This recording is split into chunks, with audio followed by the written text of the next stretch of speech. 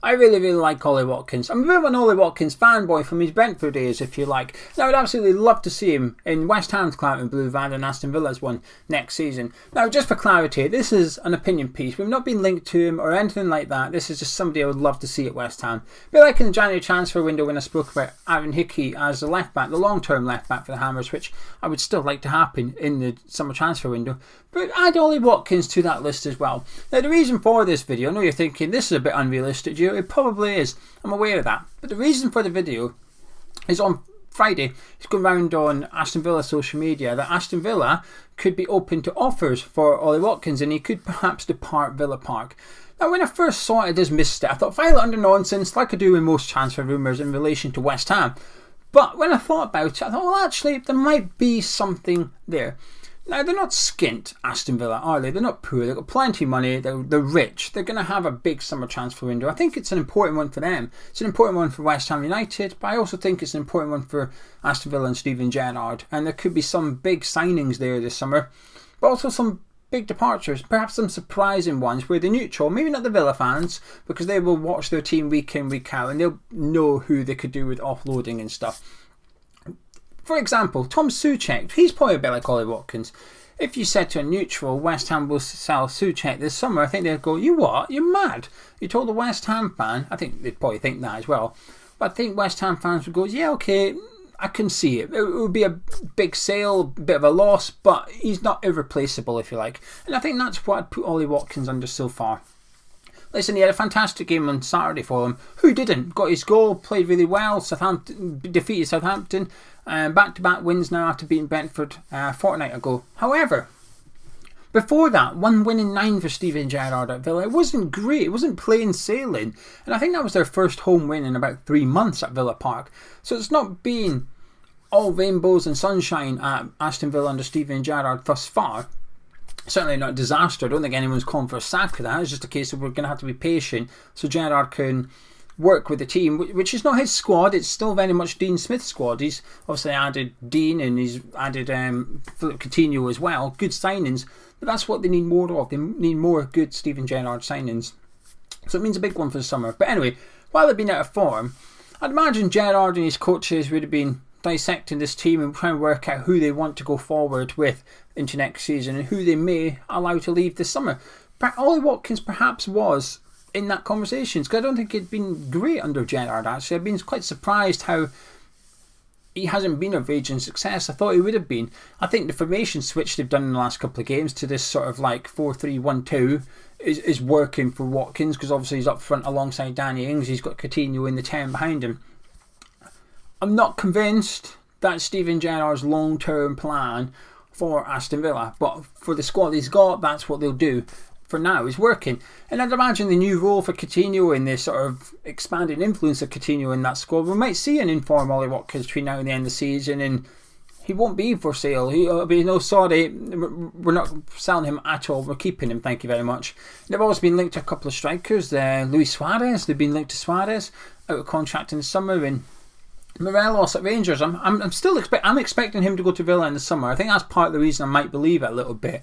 Gerrard was fantastic for him. He tamed him a little bit. His one biggest weakness as to why Premier League clubs hadn't taken a punt on Morelos was because of his disciplinary or his poor disciplinary, if you like. He got booked pretty much every game. Every big game he was getting sent off. He was a liability at times. But Gerrard tamed him. Towards the end of Steven Gerrard's reign at Rangers, I thought he had a real good grasp of Morelos. He made him behave a little bit. And he's almost like polished a bit of a diamond and then went to Aston Villa.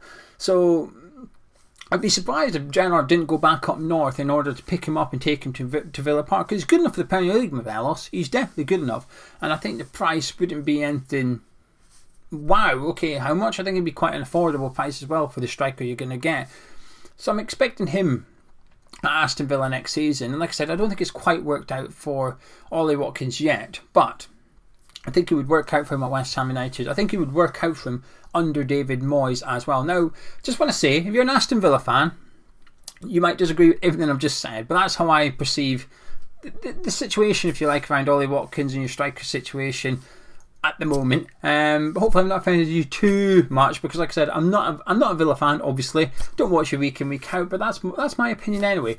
But the reason I think Ollie Watkins is perfect for David Moyes is it's off the back of his comments on Saturday night. Actually, we got beat by Liverpool, and he basically says something along the lines of, yes, we could sign a goal scorer, but we need to get somebody that works hard for the team. Implying that a goal scorer isn't enough for what he wants in a striker. I mean, that would be difficult, wouldn't it? We wouldn't enjoy that. We'd be watching somebody that only scores goals. How dare you only score goals at West Ham? What else do you do, sir? Nothing. I just stand in the box and put the ball in the net.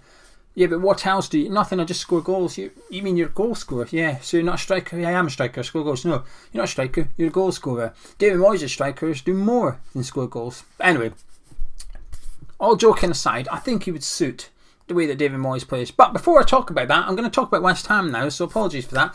Pointing direction, the video sponsor is the One Football app. Get it downloaded to your phone. Even Aston Villa fans, if you've made it this far, congratulations, but you can download it as well. Links in the description and pinned comments of this video. And unlike Ollie Watkins or Morelos, it's completely free to download. It takes about 20 seconds to get involved. In my opinion, it's the best football app for the football fan. I've used it ages before One Football sponsored any videos on Hammers Chat, and I use it every single day, especially on match day. Could get a notification to your phone that says, oi, lineups are out on Sunday. Both of us, West Ham and Villa fans, both of us, we will get the notification through at the same time with the same pitch, and it'll give us the Villa team as well as West Ham team, what formation they think we're both playing and who's playing in what position. So Villa fans, keep up to date with the latest on Ollie Watkins, Morelos, Coutinho, and West Ham fans, keep up to date with the latest on Javid Bowen's injury ahead of that massive night in Sevilla on Thursday. But anyway, why is he perfect for David Moyes? So we've discussed the reasons. Moyes doesn't want somebody to just stick the ball, and it sounds mad saying that. How can I reword this so it sounds a bit better for Moyes? Because I get what he means. Okay, Moyes wants a hard-working striker that can score goals. He wants Michail Antonio II. Let's face it, that's what Moyes wants. If Moyes could get a 25-year-old version of Michail Antonio, he'd go spend 50, 60, 70 million on it. He would. He'd go out there and spend whatever it cost to take him to West Ham. And I think that's probably part of the reason why he's on a mission. We've been searching for 2 years and still not found the perfect striker. He probably doesn't exist. I think he's already at the club in Antonio. Could he be better as a striker? Yes. I'm not saying Antonio is the best striker in the world. I'm saying Antonio suits David Moyes. That is what I'm saying here. Is Ollie Watkins Michail Antonio II? No, he's not.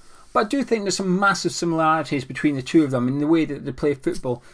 Ollie Watkins is one of the hardest working strikers in the Premier League, in my opinion. I've seen games where, more under Dean Smith and the Steven Gerrard, where he's been starved of any sort of service, but he works hard, he makes his own chances. There's that game, I think they played Liverpool. Now this is where I'm really going to offend any Villa fans. I think you played Liverpool, someone got sent off in the first half, and you got a point, and Watkins just ran himself into the ground. And I remember Dean Smith after the game saying he's the only striker in the Premier League that could have played up front for us today, and I completely understood what he meant. He's very versatile. Also played on the left a lot at Brentford, where Neil Maupay was up front before he moved Brighton, and Watkins moved more central. He's a decent goal scorer.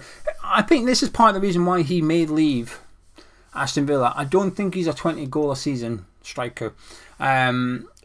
If he was gonna, he would have done it last season under Jack Grealish, wouldn't he? And I thought if Villa kept Jack Grealish, he might have gone on to get closer to 20 this season for them. But they haven't, and he's struggled a little bit under Steven Gerrard, in my opinion. And I think that's maybe the reason Gerrard might be open to moving him on. And I think if he looks at him and Danny Ings and he thinks which one's likely to get me more goals, it's probably Danny Ings.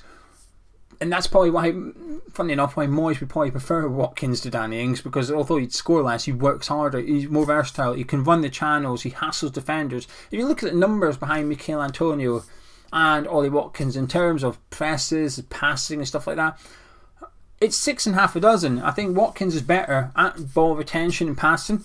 Michail Antonio is better at dribbling.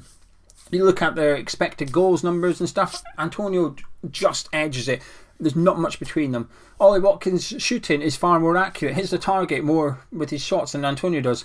Unsurprising when he keeps hitting it from 20 yards and sails into Rose Ed and stuff. But, you know, if there was 10 categories, if you like, Watkins will win 5, Antonio will win 5, but neither of them are landing any category by a landslide. They're very, very similar numbers. Ollie Watkins presses, which is important for David Moyes. That press that we've seen us try and implement in the last couple of games, that high press with Bowen and Lanzini behind Michail Antonio. Watkins is good at that. His numbers are good at that as well. And I think he would suit David Moyes down to an absolute T. However, like I said, this is just an opinion piece. We haven't been linked to him at all. Is it unrealistic? It probably is. But often when we do these videos, everybody likes a wish list, don't they? Everybody likes to make their own wish list. And do you know something? There's no stopping you now. I remember when he'd go on social media or YouTube, people say, we sell these 3 players for these overly inflated prices and use the money to go and sign these 3 players. And it's very like FIFA and Football Manager type thing, as if it was that simple. And often you think, it's not FIFA, mate, it's not that easy. But actually, when in January we started bidding for Calvin Phillips, Rafinha, Luis Diaz and Darwin Núñez, you know something, David Moyes is trying to play FIFA at this way. In the January transfer window, West Ham were bidding like it was FIFA. We'll have him for 40 million, we'll have him for 50 million. What do you mean it's 30 million? Nah, 50 million. I don't care if it's 30 million too little. We're bidding 50. It's FIFA, right? We'll buy them. So you crack on with your wish list. I'm just building mine. I've got my left back now in Hickey, and now I've got the striker in Ollie Watkins. The funny thing is, I think I'd still prefer Broja myself to some extent. I think Broja is a better striker. And, Gonzo did a video earlier today about us being linked to him for 58 million. I would love him at West Ham. But I think Ollie Watkins would suit David Moyes more than what Broja would as well. In a weird way, I think we'd be a good club for Ollie Watkins. I think Aston Villa is a good club for Ollie Watkins, by the way. I think that's as good as it gets for him. But Broja, I'm not too sure. I think he can go on and win, I say trophies, I mean like the Premier League. He can go on and play for Chelsea in the future. I'm not sure he's there yet, though. I think he's got another couple of seasons somewhere. I think it might be Southampton, though. But Ollie Watkins at West Ham, if he was available in the summer, absolutely. Yes, please. He won't come cheap, but good strikers never do. And the perfect striker, if he is the perfect striker for David Moyes, which I think he's as close to as we're going to get, really, is there such a thing as too much money? I remember years ago, I did an article about it, years and years ago, about 3 or 4 years ago now. Basically, my question was, is there such a thing as paying too much for the perfect striker? Because I don't believe there is. If you've got the money, if you can afford it, I think you pay what you have to pay to get him. And now you always use Sadio Mane going to Liverpool as the prime example. I remember when he left Southampton and go to Liverpool, and there was this wide sort of theory that they were overpaying for Sadio Mane. It was too expensive for him. And it probably was to some extent. But Jurgen Klopp was buying the perfect player to go into that position. He was buying the guy he knew ticked every single box for what he wanted. So there was almost like no such thing as paying too much for Sadio Mane. Does that make sense? Hopefully it does. I think Ollie Watkins a bit like that for David Moyes. Would I pay 100 million for? I mean, no, there is obviously a limit. But if it was 50 million, it would sound expensive. It would be expensive for the player you're buying. Like I said, he didn't score 20 goals in Premier League. It's a lot of money for someone that's going to get you 10, 15 goals. But if he fits what Moyes wants to do perfectly, is it too much? I'm not too sure it is. Anyway, there's my wish list. Ivan Hickey, Ollie Watkins. There's another couple of players to go. I know the player I'd buy if money was no object, but I'll save that. I might mention on Cup of Tea. I'm doing a Cup of Tea with Gons on Wednesday night. Looking forward to it. But tomorrow night will be the Sevilla preview. Oh, Sevilla, what a game. I can't believe we went all this video without mentioning it. I can't wait. Right, I'm going to disappear. Apologies for rambling on. Drop a like on the video if you enjoyed it. Let me know in the comments below what you think. Would you like to see Ollie Watkins at West Ham? And just to remind you, we've not been linked to him. It's just a geo wish list. Subscribe if you're new to the channel. I'll catch you in a bit.